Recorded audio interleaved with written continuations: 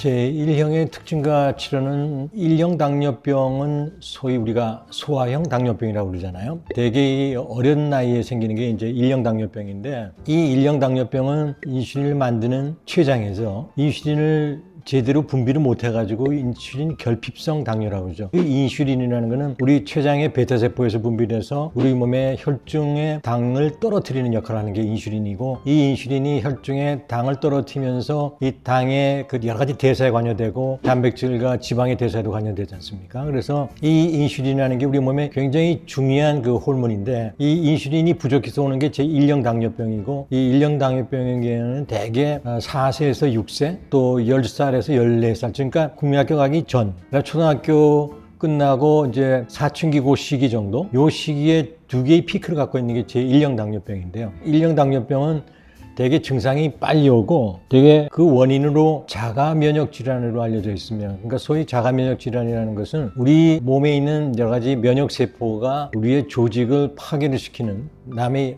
것으로 생각을 해가지고 파괴시키는 게 이제 자가 면역 질환인데, 따라서 이 1형 당뇨병은 이 자가 면역 질환에 속하고, 따라서 진단이 빠른 시일 내에 이제 와서 진단이 우리가 혈당을 높다든지 또 치료도 거기에 따라서 인슐린을 쓰게 되는, 이게 대표적인 그 1형 당뇨병의 증상이고, 이 결핍성 1형 당뇨병은 주로 소아에서 오지만 나이 드신 분들도 가끔은 오실 수가 있는, 이게 이제 1형 당뇨병입니다. 그래서 1형 당뇨병은 빈도가 2형 당뇨병에서는 적죠. 그래서 보통 한 5% 정도로 보고되고 있고, 전체 당뇨병 환자에 실제 또 우리나라에서 통계를 보면은 1%보다도 안 되는 것 같아요. 근데 굉장히 빈도가 작은 대신에 이 병 자체가 갑자기 시작되면서 심각하게 진행이 되기 때문에 이 치료를 생각할 때는 인슐린을 쓰는 게 아주 기본적이 되어 있습니다. 약만 갖고는 조절이 안 되고 인슐린을 쓰고, 또 때에 따라서는 이제 오늘의 주제가 되는 교세포 이식, 특히 췌장 이식을 이제 시행해야 되는 적응증이 1형 당뇨병이 되겠습니다.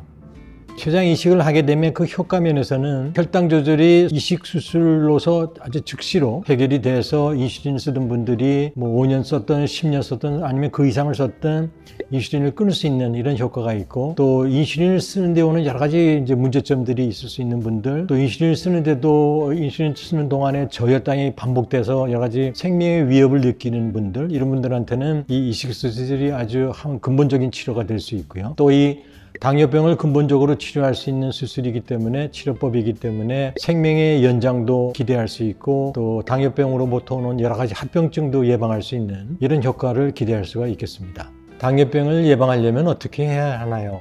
당뇨병은 1형 당뇨병인 경우에는 사실 이게 예방 방법이 없다고 알려져 있어요. 최근에 이제 테플리주마라는 면역 반응에, 아까 말씀드렸듯이 1형 당뇨병은 자가 면역 질환이라고 말씀드렸고, 그런 그 면역 반응을 사전에 억제하기 위한 그런 약제가 이제 개발되고 있는데요. 이 약제를 통해서 1형 당뇨병이 시작됐더라도 늦춘다든지 아니면 예방한다는 이런 면에서의 이제 치료를 조금 기대할 수 있을 것 같고요. 더 자세한 것은 명의 커넥트를 이용하셔도 좋겠습니다.